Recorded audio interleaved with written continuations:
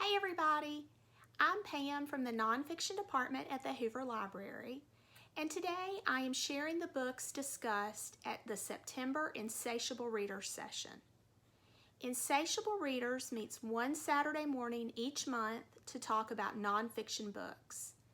If you are interested in more suggestions and would like to attend a virtual Insatiable Readers session, please email me at the address included in the description below. Now, on to our books for today. These books were presented at the September 2020 session, Education.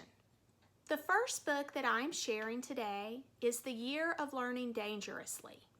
Blogger, author, and former child actor Quinn Cummings' 2012 book is the story of her family's decision to homeschool her daughter. She tries out the latest trends, she attends conferences, and along the way she recounts the highs and the lows of her family's experience with homeschooling.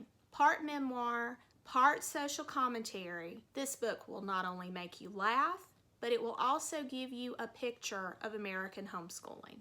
Shelter in a Time of Storm by Jelani Favors was published in 2019. This book is a history of historically black colleges and universities, or HBCUs, and the role that they played in both the civil rights movement and the Black Power movement. The Last Negroes at Harvard by Kent Garrett was published in 2020.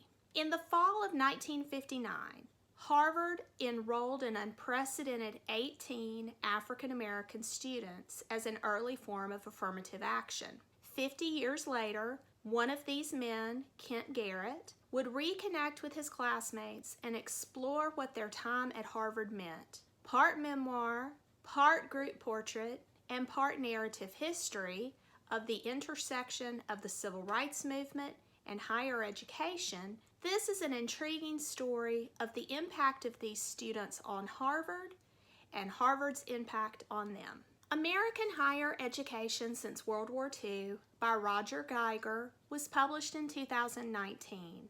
This book provides a complete and in-depth history of American higher education after World War II, from the GI Bill, the post-war expansion of higher education, the social upheaval of the 1960s and 1970s, to desegregation and co-education, and the challenges confronting colleges today.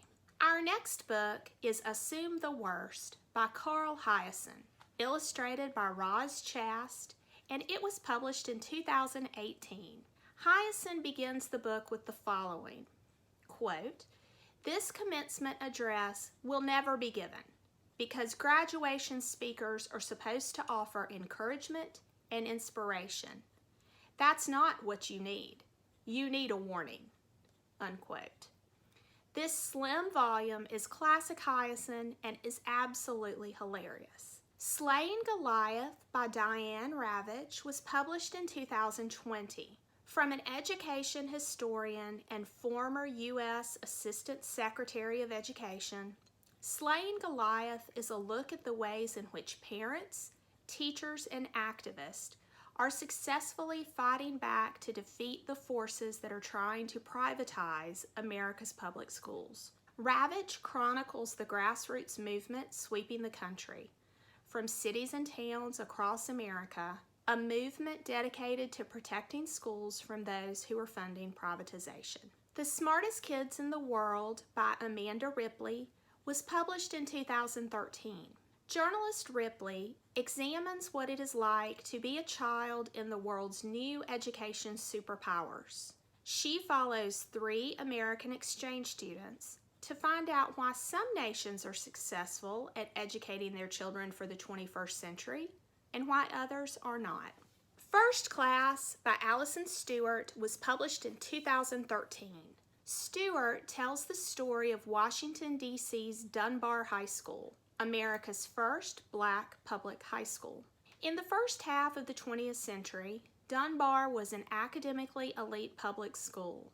Today, as with many troubled urban public schools, Many Dunbar students struggle with basic reading and math skills. Journalist Stewart, whose parents were Dunbar graduates, tells the story of the school's rise, fall, and its path towards resurgence as it looks to open a new state-of-the-art campus. She also tells the story of Black DC and of education reform. Our next book is I Am a Pencil by Sam Swope, and it was published in 2004. In 1995, writer Swope gave a workshop to a third grade class in Queens, New York that was filled with children from around the world. He adopted the class and continued to teach them writing for the next 3 years. This book is an account of his time with those children. Our final book for today is Natalie Wexler's The Knowledge Gap, which was published in 2019. Wexler examines a knowledge gap within America's public schools. She finds that many elementary schools seem to be focusing more on decontextualized reading comprehension skills at the expense of actual knowledge. Wexler brings together history, research, and compelling characters to show what some schools are missing and what some are getting right. Thank you so much for watching. I hope that you enjoyed this look at education. I'll see you soon with some more Insatiable Readers book suggestions. Take care of yourself. Have a great day. Bye.